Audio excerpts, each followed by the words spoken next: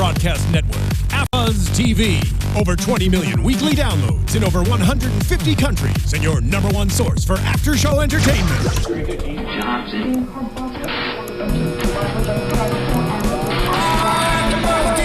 AFTERBUZZ TV, the destination for TV superfans. Producing aftershows for over 300 of your favorite TV shows. Interviewing celebrities and showrunners. And bringing you behind-the-scenes exclusives. All thanks to E! Entertainment's Maria Menounos, producer Kevin Undergaro, and internet leader Akamai.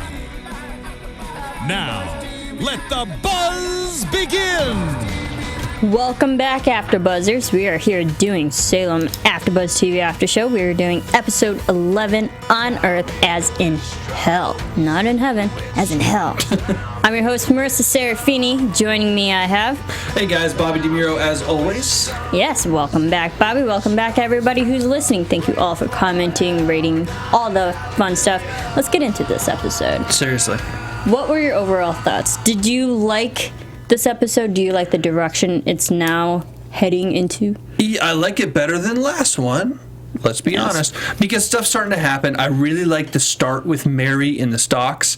Like, the public shaming, the public humiliation goes right back to the pilot, back in season 1 when things were great, right? Mm-hmm. Really, really, really liked it. There are things in this episode I think are a little weird. We'll talk about them. But overall... When is the show not weird? Well, that's true. But overall, I think it was a pretty good episode. I like a lot of the stuff that happened. I don't like John not being able to leave John Jr. alone in the circle. Whatever. Let's just get to that later. Overall, yes, pretty good. We'll get into it. And you know, before we actually fully delve in, I just want to take this quick moment to let everyone know, please go to podcast1.com and fill out a very important listener survey. It allows us, AfterBuzz, as a whole, just realize podcasting, what we can do to improve, the demographics we can talk to and communicate with, and just really build our network as a whole, and podcasting in general, and learn all about it, and what you guys love and what we love and how we can correlate them together.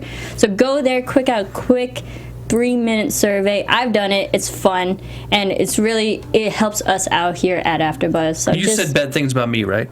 Yes, of course. Okay, good. Yeah, do that. Oh, all day. That's the one place you do it. Good, yeah. No, but in all seriousness, please go there. It does help us out and help out podcasting in general. If you love our show, let us know. Fill out the survey. Let's get into it.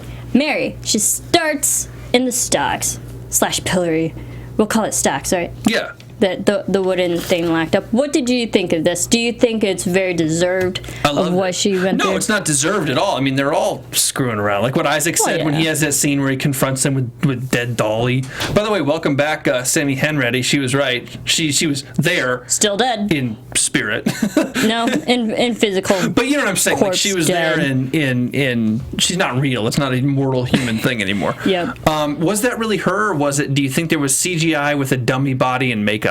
Do you think that was actually her body? I think for the close-ups, yeah. As weird as that sounds. But Isaac dropping her. Well, not dropping her, but like putting her on the floor. That's what I was wondering, because TV, more stuff is fake than people realize if you've never been on a production set with stuff like this. We never had a clear shot of her face, so it really could have been just a limp body that weighed maybe 1 pound and from afar just dressed up. Who knows? And I only asked that because Sammy, when she was on this show, a month ago, mentioned she had a going-away party when her scenes wrapped, and she mentioned the party was after the scene where the blood is being drained from her over the top, and she could have just been saying that not to give away these scenes, but it made me think either they shot these scenes way in advance, or she came back, or she had the going away and she left, and it's CGI plus makeup plus a dummy. I don't know.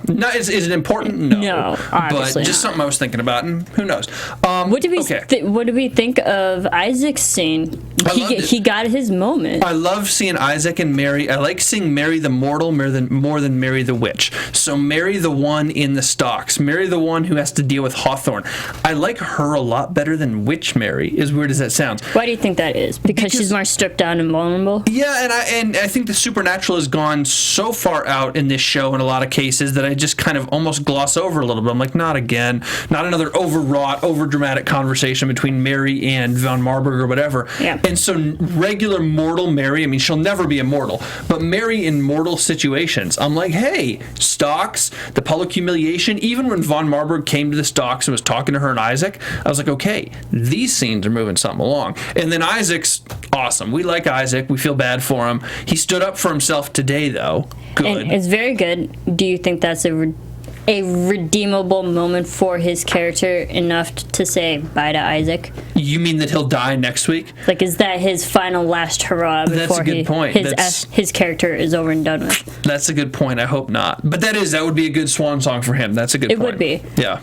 And that's what I thought might have happened tonight, because I was like, okay, he gets this moment. He's finally saying what's on his mind, what's always bothered him, redeeming in a way. What's going to happen to him? Is he just going to up and leave? Or are they going to kill him off in this episode? I was really afraid for Isaac. He's alive as of now, though. But he also said he was ready to hang. So, Now granted, maybe that's a red herring, and maybe the reverse psychology is when you're ready to hang, you become so threatening to them because you don't care anymore, like what Mary's been doing the last couple episodes with her son. Maybe when you don't care anymore, you win. I still think, I made this prediction a couple weeks ago, I think Isaac's the last man standing. I think that would be awesome and almost poetic. I'm going to hold to it. And I thought his scene yelling, calling everybody out was poetic. Absolutely. So, and I really like the call and response. Here's a good, we blow this production up a lot, and it's deserved, let's be honest. But there's a couple good things they do. One of them was today. It was really specific and small, but it was really big in the grand scheme of things. Isaac confronting Hawthorne in the church with Dolly's body. Him coming in. Most religious place you could be. Exactly. Him coming in yelling at Hawthorne, Hawthorne yelling back, and then all the cacophony of calls throughout the hall. I thought those were really well done. They weren't overdone, but they also weren't underdone. It would have missed something if Isaac was there and everybody went silent, and it was Isaac versus Hawthorne. But you had all these calls in the back of people yelling at him, whatever they were saying specific stuff. But whatever it was, I really liked the sound of it and the look of it and this idea that there was almost a mob in a way, and that the town has turned against guys like this, and the town is with Hawthorne, which is a mistake, but the town seems to be with Hawthorne. And I really liked that they had those backing, it sounds dumb, but like backing vocals to Hawthorne and Isaac's things. Absolutely. The acoustics of a church. It would have happened in real life. I know that's a really small observation, but I thought it sounded great. I thought it was really well done, really believable. I really liked it because that made that scene threatening to me. More powerful. That made it more powerful, and that made me want to identify with Isaac. Don't hurt him. He's the good guy. We like Isaac, because it's not just Hawthorne who's after him. The town, you feel like, is about to close in. It's closing in on him physically, let alone audibly. Yes, I completely agree. I thought it was a really good overall scene and really made Hawthorne stand out as an antagonist and Isaac stand out as a protagonist, because the audience is still rooting for him. So I didn't want him to die. We still haven't seen it. But again, I'm afraid for what they're going to do to Isaac, because we really don't know. # poor Isaac. All right, moving on. What do we think of this whole exorcism that went down with Little John and the boys? Okay. Or I should say the men. So we just talked about what we liked. Now let's talk about what we don't like. I like Cotton and John together. You didn't like it? No, I didn't like parts of it. The first thing I didn't like, and this is just a TV-wide thing, and it always gets done, and it doesn't make me mad at the characters to keep watching. It makes me mad to stop watching. That's not a good thing. Is when John is told by Cotton multiple times, don't go in the circle, don't untie his ropes, don't touch, all this stuff. Little frustrating things we know, like every horror story. Don't go behind that door, All John has been doing this entire show is trying to fight witches and learn about witches. He lived patiently in the forest in exile when everybody thought he was dead, gearing up and doing his thing, and we're still learning in flashbacks what he was actually doing. Right. But gearing up and doing his thing, he came back and laid low because he wanted to still, be dead in terms of all intents and purposes for the town. He was patient. Now all of a sudden, his kid is here who he had no emotional attachment to before, and he unconditionally loves him enough to just want to rescue him and take his ropes off and stuff. I don't buy that. I don't buy John is not that dumb. He's not that ignorant about witches, and he doesn't have that much of an emotional attachment. I understand it's his biological child, or that's what he's being told, but I've never bought that much of an emotional attachment from him. At the very least, he should be confused and want to make nice, besides the fact that the kid has the demon, the devil inside him. Right.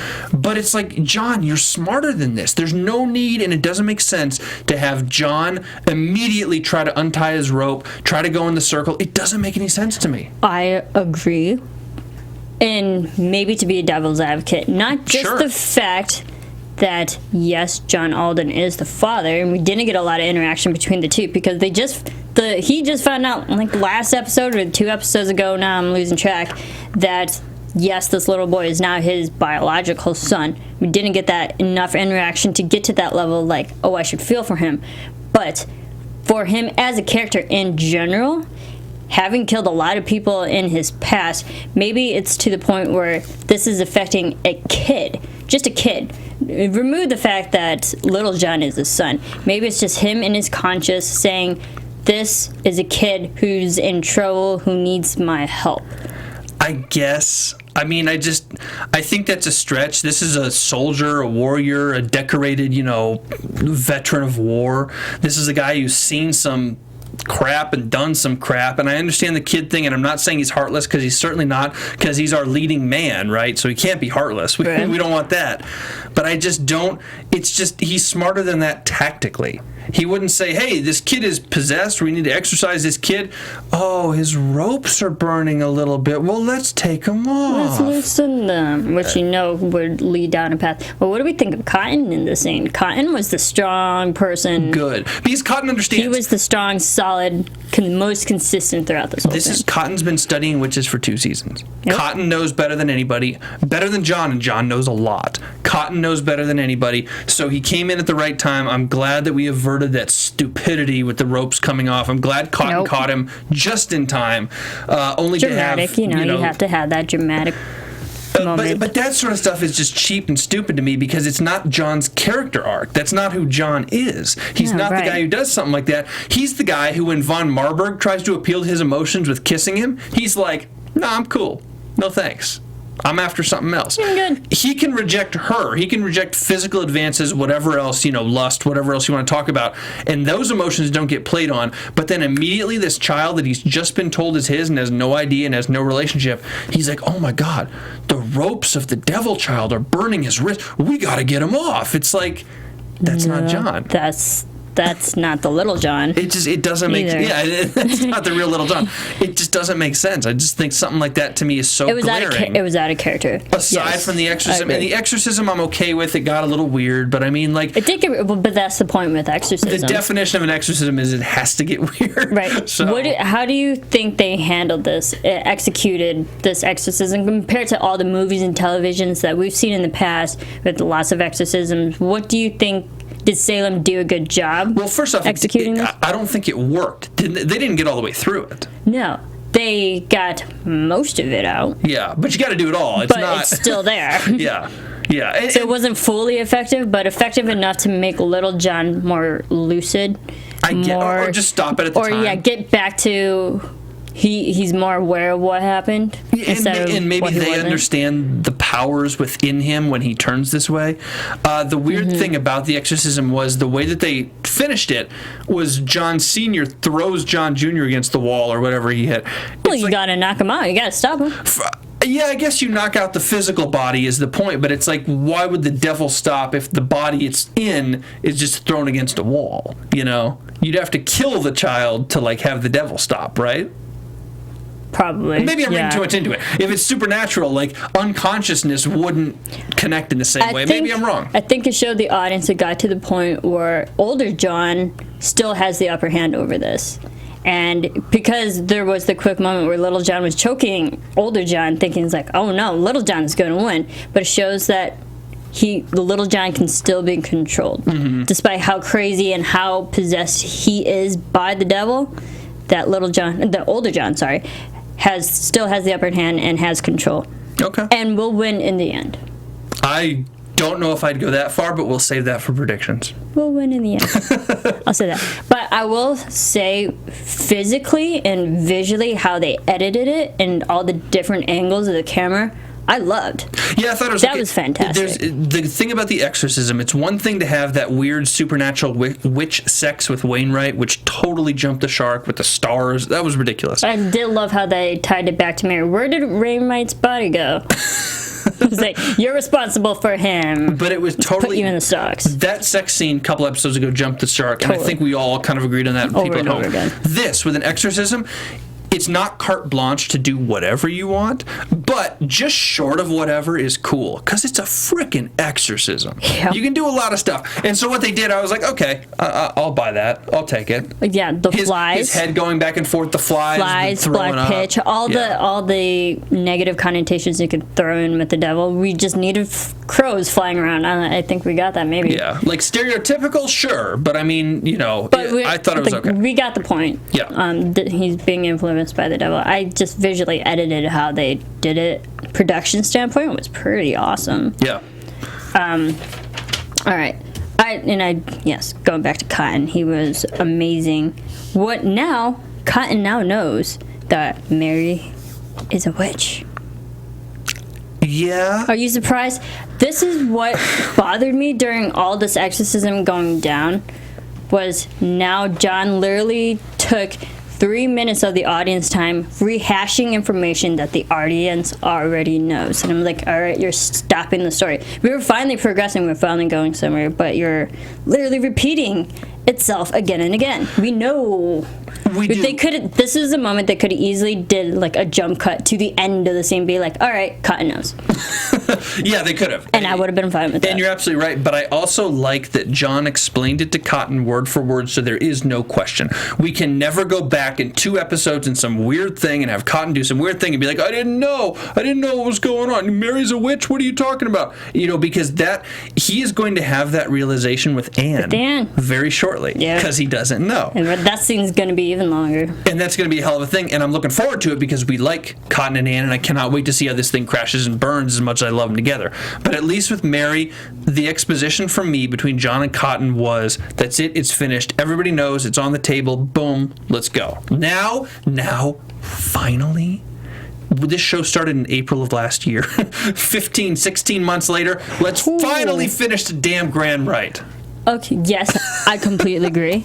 But if you think about it, I mean, yes, we have 2 separate seasons, but if you put 13 and 13 together, you do get one full season. And that's what a lot of TV shows do that are fully fleshed out in 22 to 24 episodes. You have that one big main story arc, and I guess the Grand Rite was theirs. Yeah.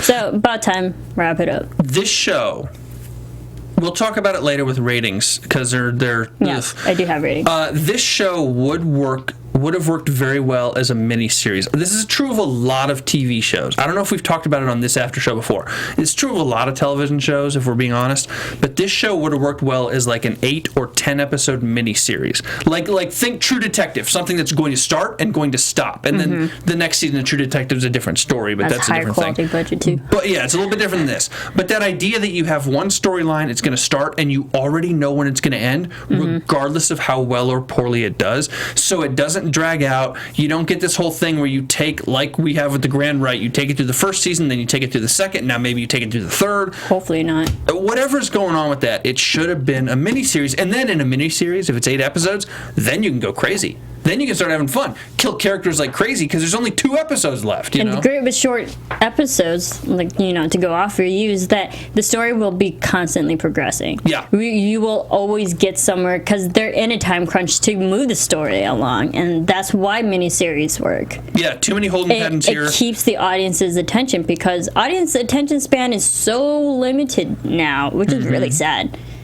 that they can grab people's attention for 8 episodes, 8 hours. That's it. Are our attention spans limited, or is there just a lot of crap out there? It's true. You know, that's an argument too. There's a lot of low quality crap out there that we have to just move on to something else that's worth quality. And obviously, I mean, a show like this, a lot of shows will never be miniseries because of the money. You know, you want to, like Salem did, if you can get renewed, you want to get renewed. Why would you not? It's work for actors, crew, cast. It's money for producers. You know, it's money for executive producers, networks. It's the business side of it. So if you cannot do a miniseries, of course you're going to come back. But artistically, you know, stylistically, I think the show like this would have been very good as a miniseries. It would have been. Because you could have gone crazy. Drive the story forward. Yeah. Speaking of driving, does driving matter to you, Bobby? Yeah. There's over 4 million miles of road in the U.S. to find out. There's a lot of ground to cover, a lot of highways, freeways, wrong ways, long turns. I'm very guilty of that. They're all there waiting to be driven on. I've driven on a lot of them. So, do you take that left turn at Albuquerque, or do you just keep going? Do you wake up early Sunday morning for a drive before the traffic does? I might. Or do you take the long winding road home for a change? If driving matters to you, just get out and drive. Why? Because driving matters. Mazda. All right. I think Cotton took that left turn at Amherst, killed two guys. Might have, yeah. And then came back to Salem. That was a couple episodes ago. That was the first thing I thought when you thought left turn. He turned around. He did a U-turn. Exactly. Yeah. But a good U-turn. Oh, for sure. A legal U-turn. Listen, man, him and Anne, let me ask you, because this has been bugging me, and we didn't talk about it, but we, I think, gave each other a look. Anne taking John Jr. at the very end of the episode, something doesn't feel right. No. And I don't mean John Jr. is a creepo devil child. I mean something Anne. didn't feel right with Anne. Yeah. Because what did she say at the end? In something inside all of us. There's something, and that's what I've been saying from day one when Anne had her powers. There's something inside of her because she's so much different than all the other witches. Is it a demon? Is it the devil? Remember, something's inside of her. Remember, too, Anne gave Mary a pep talk this episode, which the pep talk itself was done. Anne walked in. Mary's like beside herself crying. Anne's like, "You can do it," and Mary's like, "Okay." It was the weirdest pep talk. The weirdest scene, and completely out of character for Anne and Mary. And the role reversal, in a way, was kind of cool, but the way it was done, it was so fast. I was like, ugh. I didn't like it. Yeah, but go on. But that pep talk is important for this reason, because now Anne knows everything about Mary and the kid. So when Anne saw the kid, it wasn't Anne like Cotton's wife, like, "Oh my God, this is a kid. We'll rescue the kid. This is the normal mortal child I've been hearing about." It was Anne the witch saying, "You have the devil in you. You're the kid. I heard about you. There's something inside all of us." You know, that's the Anne that is a little smarter and a little more shrewd, and we'll see how it works out for her, but at least she knows this story about John Jr., and when she went and met John Jr., she knows exactly who that kid is, and I got a weird feeling about this, and I don't know why. I have a very bad feeling about this, you know, like Star Wars says. I had to. But it's also, I think it's when we saw the interaction between those two, Little John, the evil that's still lurking in Little John, is now maybe recognizing the potential evil that's in Anne. And I think the audience saw that of Anne. Like, there's something inside. I still think something evil lurks inside of Anne. Maybe it's the demon. Maybe it's a demon. Wouldn't it be incredible, and this... I just want to be right. This is kind of prediction territory, but wouldn't it be incredible if Mary, because we saw this coming soon for next week, the teaser, if Mary is going to give up her powers, go to the Essex witches and say, "I don't want to be a witch anymore." Do you remember that? Yeah. What if Mary tries to go do that? Mary, the baddest one, the biggest, baddest witch in Salem, is like, "I'm out. Get me out." And Anne, the quaint little, you know, nice child who like is a witch but doesn't get it, is the badass. Anne becomes the one who's like, no. The grand right's mine. Oh. You know? That'd be unfortunate for Anne, though, because I don't think her character is at that level yet. Is that a burden she wants to take on? Probably not. Listen, the meek shall inherit the earth. Probably. But for Mary's so deep into all of this, she can't just go up to her own coven and be like, I'm done. She is going to try next week. I relinquished my powers. No way. They're not going to let her get off the hook. You saw the preview. She is going to try next week. She's going to try, but they are not going to let her off the hook. I agree with you, but she is going to try. Even the fact that she's going to try, I'm 100% with you. End it. I don't disagree. But you know how this show works. Yes, I know. But I think Anne, this might get into predictions here, Anne's going to take over. Obviously, she's becoming the more badass witch, and Mary's not. We see the diminishing of Mary and deterioration of her character and her powers. Anne's the one that's rising. When one rises, the other falls. We're seeing the power shift in the show. Regarding power shifts, how do you think Tituba plays in? Haha, just kidding. We haven't seen her in 3 weeks. We didn't see her. That's, Tituba disappears, Mercy disappears. Now we'll see Mercy back next week. I'm still glad that we didn't see Mercy. Or Tituba. Both? More so Mercy. Really? You dislike Tituba. I hate Tituba. I love Mercy. I can't stand Mercy. What? Because she's too far gone. I can't root for her if she does anything. It's like I don't know. I mentally check out when I see Mercy because she's so crazy. I can't believe her. Like, I love her. Mercy and Increased Mather were holding this show together. He's gone. She's kind of gone. I need her to come back. Yeah. All right, moving on.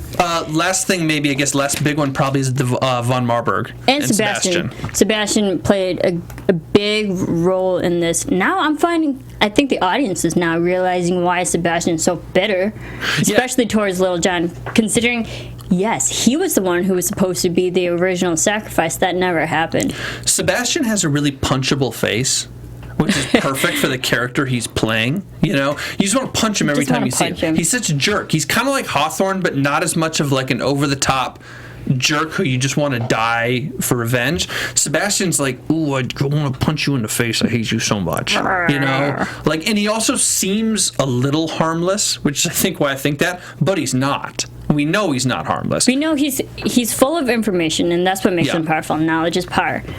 But physically, he's not there. He's not threatening. He did push Wainwright. Yeah, into a pitch. Unfortunately, Wainwright was like literally on an island, kind of like he didn't have anywhere to go. So he had the upper hand in that. But Sebastian, I'm realizing more for him. Mm-hmm. I don't want to say I felt for him, but I know where he's coming from now. Yeah. And the fact why he's so involved in this one, because he was originally in that position. He's not anymore. He doesn't want to help Little John, but anyway, he does. Yeah. So I just question his character now. Is he good? Is he bad? Is he switching sides? Because we still see him struggling with Countess.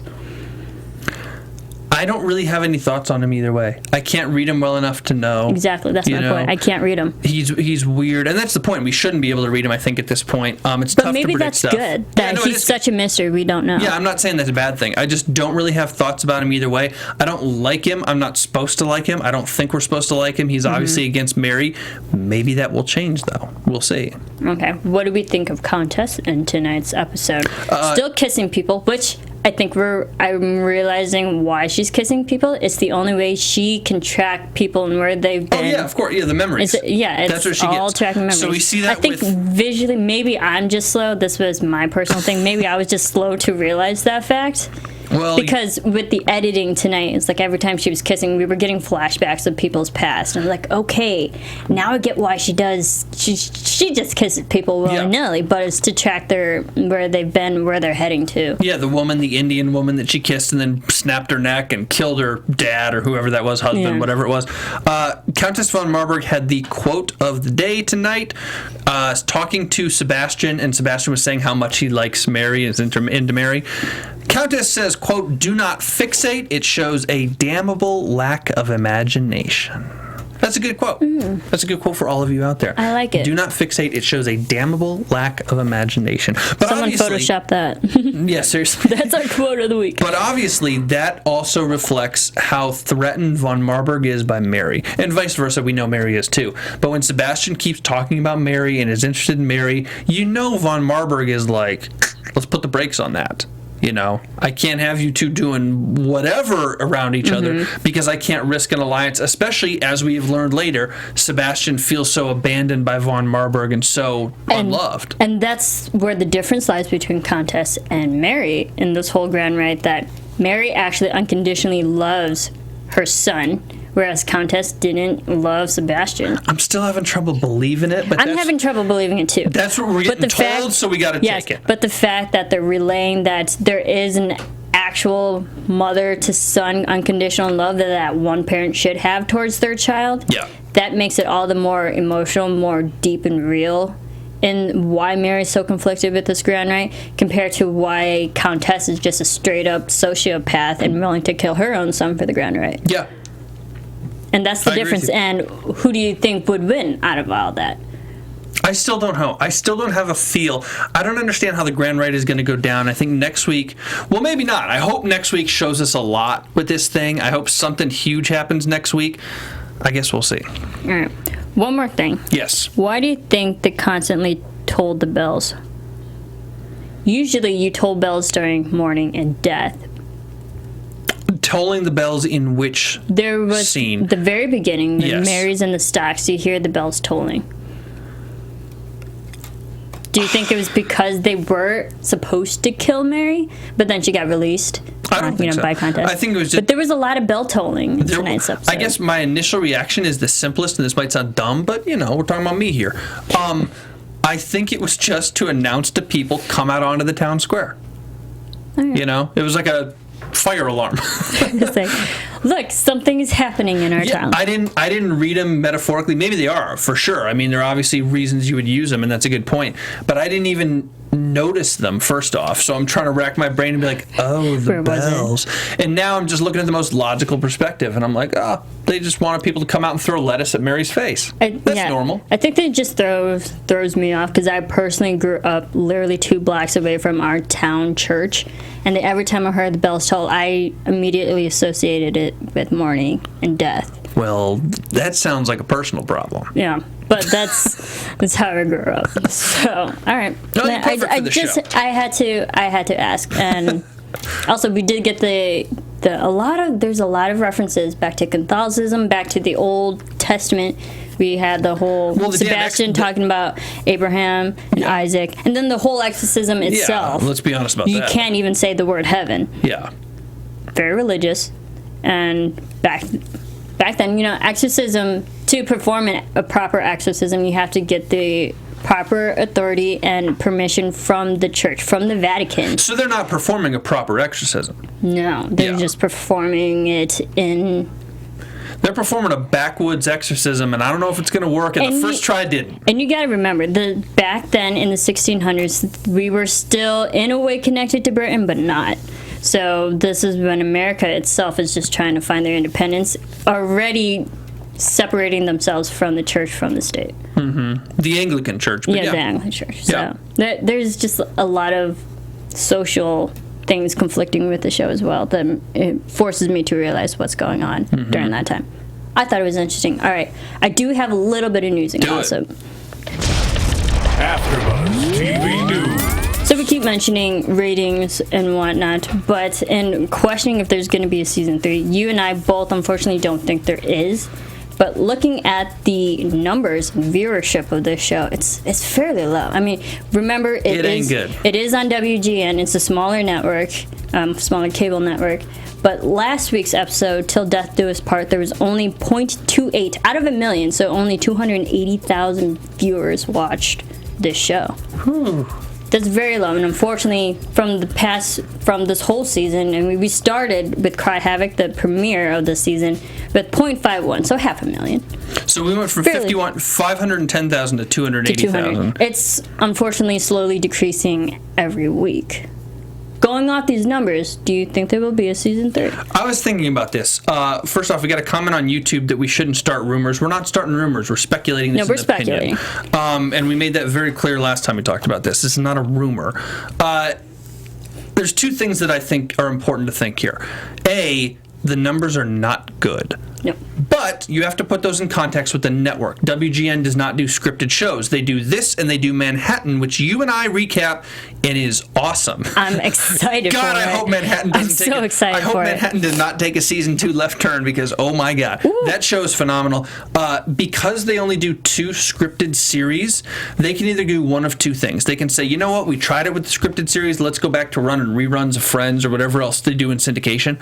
Or they could say, let's double down with a new scripted series, which costs a lot of money. Or they could say, hey, if we've already got money into Salem, let's do season 3. The numbers may not be great, but if they're good enough, we can still make way with season 3. And I think because of the network they're on, that there may not be a lot of competition with other new scripted shows on WGN, right, it could still get a season 3. The question is, how I can't imagine will it hold another up for 10 a season 3? Absolutely Will it hold not. up for a season 4 if they do a season 3? Don't even ask that.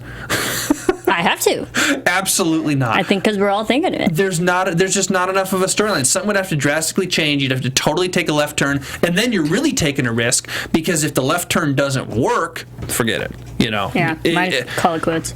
I'd be really surprised. Could it get a season 3 still? Sure. I mean, considering the network that it's on, the number of scripted series they have, which is 2, the number of stuff and their they've announced, their demographic, the number of stuff they've announced in development, which to my knowledge right now is nothing new. It's just these 2. Repeats. I could see a season 3, I guess, but as far as the numbers go alone, if this was on a TNT or something, forget about it. Okay. Yeah. Interesting. All right. And then Ashley Medekwe, who, plays Tituba, she had an interesting interview on Huffington Post. Definitely check it out. HuffingtonPost.com.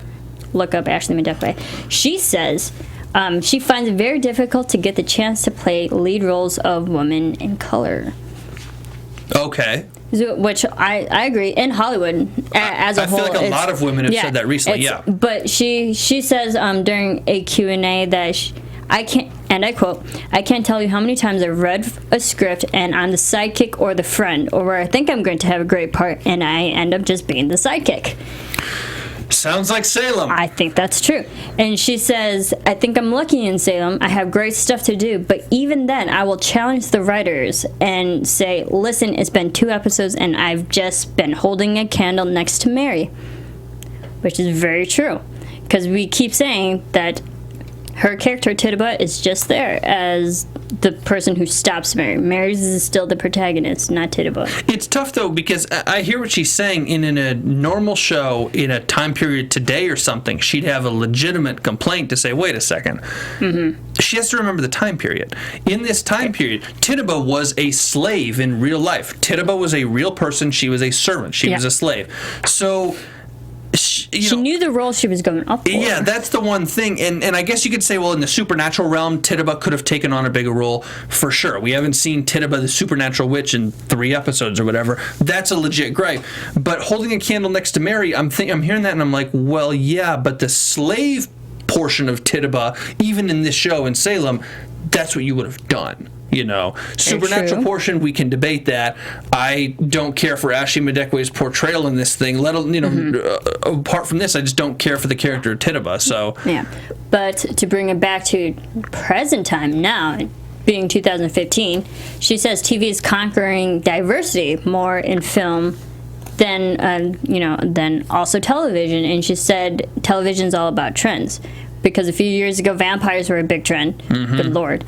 And then, but also diversity itself, and it, as a general broad topic, is becoming more of a trend. And she's a big fan of, Scandal, How to Get Away with Murder.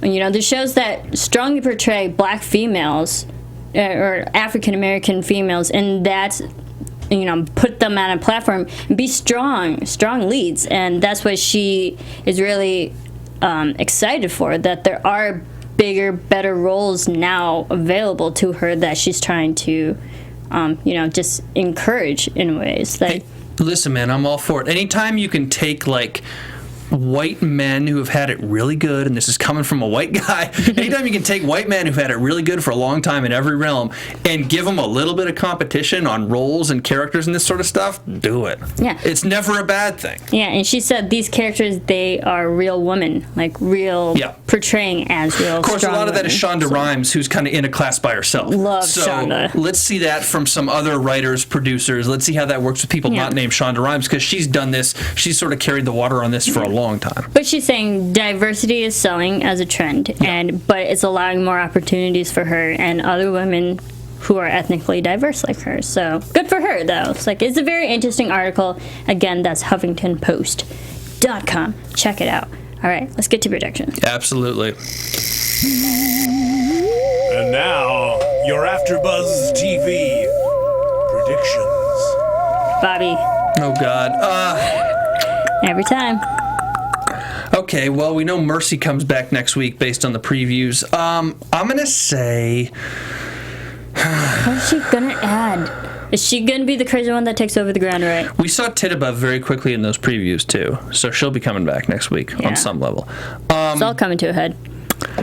You know what? I'm going to do it. I'm going to say that the grand rite is going to get completed by Anne Hale.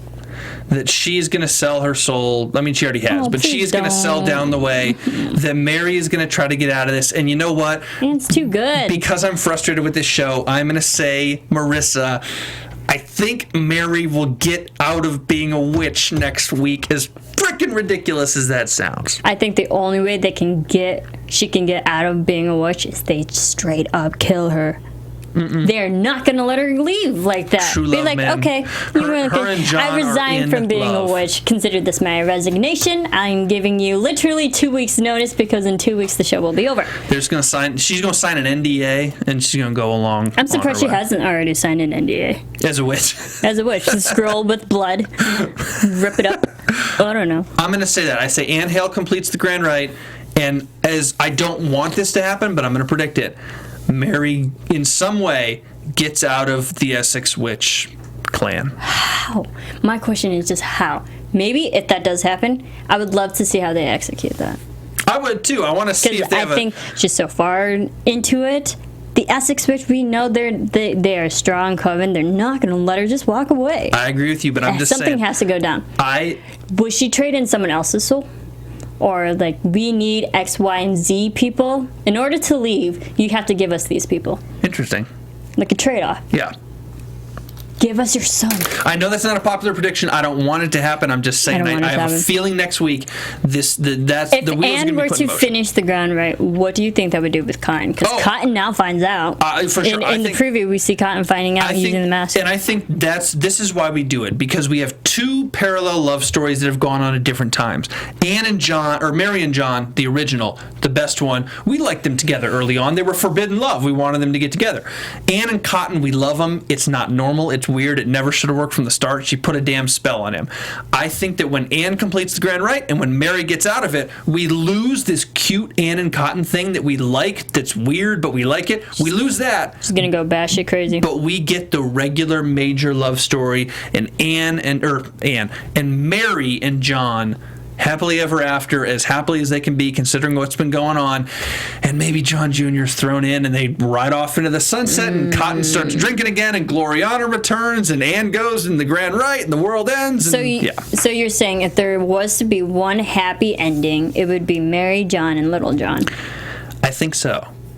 Because we did see the quick moment when Little John was fairly lucid. He could potentially just be a normal kid. I just think that would put a little bow on it and wrap it all up, and that'll happen over the next couple of weeks. See, the thing is, I love Anne. Season 3 or not, I think that's going to happen. She's too good to be evil, and I would hate to see her go evil, but I think you might be right. I'm telling you. I don't know if she would finish the ground right, but I think she's definitely, something's going to happen for her to, switch. Just boom. All right. What dark path is she going down? What do you got? It's going somewhere. More so along the lines Cotton's going to find out. I don't know if Cotton's going to leave her, though. I hope not. And maybe that would spark Anne to go crazy and... Or Cotton becomes a witch. No. Then, if that happens, I'm done. That would be everything. I will walk out if that happens. What's the point of his character? All right. Thank you, Bobby, for joining me. For sure. Thank you, everyone who's been reading and commenting all of our, YouTube live chat, all that fun stuff. Bobby, where can everyone keep following you? Twitter at Bobby DeMuro or Instagram at Mr. Bobby DeMuro. You can follow me on Twitter at Serafini TV. You can follow all of us here on Twitter at AFTERBUZZ TV, Facebook, Instagram, all those fun places. Keep rating, keep commenting, keep watching the show. It's almost over. We'll see where it goes, and we will see you next week. From executive producers Maria Menounos, Kevin Undergaro, Phil Svitek, and the entire AfterBuzz TV staff, we would like to thank you for listening to the AfterBuzz TV network. To watch or listen to other after shows and post comments or questions, be sure to visit AfterBuzzTV.com. I'm Sir Richard Wentworth, and this has been a presentation of AfterBuzz TV. Buzz you later. The views expressed herein are those of the hosts only and do not necessarily reflect the views of AfterBuzz TV or its owners or principals.